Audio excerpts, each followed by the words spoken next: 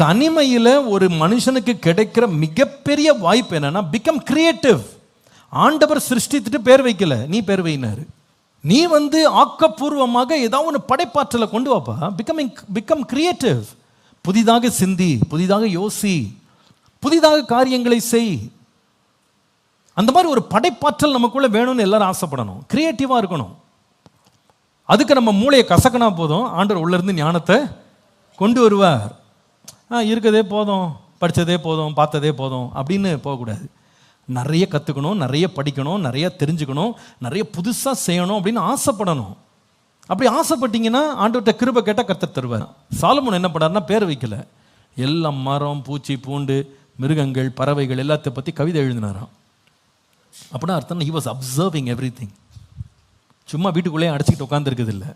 நிறைய பிள்ளைங்க இன்னைக்கு வீட்டுக்குள்ளேயே அடைச்ச கூட்டுக்களியை போல மாறிவிட்டார்கள். நீங்கள் நிறைய பேருக்கு ஜன்னல் கூட திறக்க வேண்டியதில்லை.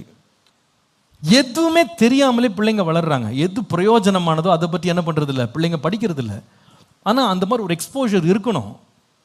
சாலமோன் ரொம்ப ஞானம் உள்ளவனா நீதிமொழிகளை எழுதிட்டு அப்படியே உட்காந்து இல்லைங்க. அவன் பறவைகளை போய் பார்த்தானா, மிருகங்களை பார்த்தான், பூச்சிகளை பார்த்தான், எல்லாத்தையும் பார்த்துட்டு அதை பார்த்து எழுதினான். அதனால தானே போட்டிருக்கு, சோம்பேறியே எவ்வளோ நேரம் நீ தூங்குவ, எறும்பை போய் பாரு. அப்போனா he was a very observing person. நான் சொல்லுவேன், if you want to be creative, be very observant. போய் கவனிங்க.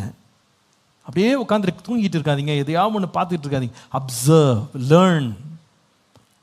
ஸ்க்ரீன் டைம் ஏதாவது பண்ணுறீங்களா, learn something that can be useful to you. பிரயோஜனமாக உங்கள் சிந்தனையை தூண்டி விடுகிற போல எண்ணங்களை உருவாக்குகிற காரியங்களை போய் கவனித்து படிங்க. Learn English, learn science, learn mathematics. கர்த்தர் உனக்கு எந்த இடத்துல உன்னை திருப்புறாரோ அந்த இடத்துல உன்னை நீ நல்ல திறமை உள்ளவனா மாறிக்கொள், கிரியேட்டிவாக மாறு. அப்படியே இருக்கிறபடியே போனால் போதும்னு நினைக்கக்கூடாது. தனிமையின் காலம் it's a time of learning. Observe பண்ணி பெயிண்டிங்ஸ் பண்ணுங்க. It will actually excite your mind. பாட்டு கற்றுக்கிடுங்க, பாட்டு எழுதுங்க. ரிலீஸ் ஆகணும்னு அவசியம் இல்லை, ஜஸ்ட் டூ இட். எவ்வளவோ ஆண்டர் கிரியேட்டிவ் எனர்ஜி உள்ள வச்சிருப்பார். தனியாக இருக்கிறேன்னு சொல்லிட்டு அப்படியே முடங்கி கிடக்காதீங்க. Spread your wings and fly. Sky is the limit.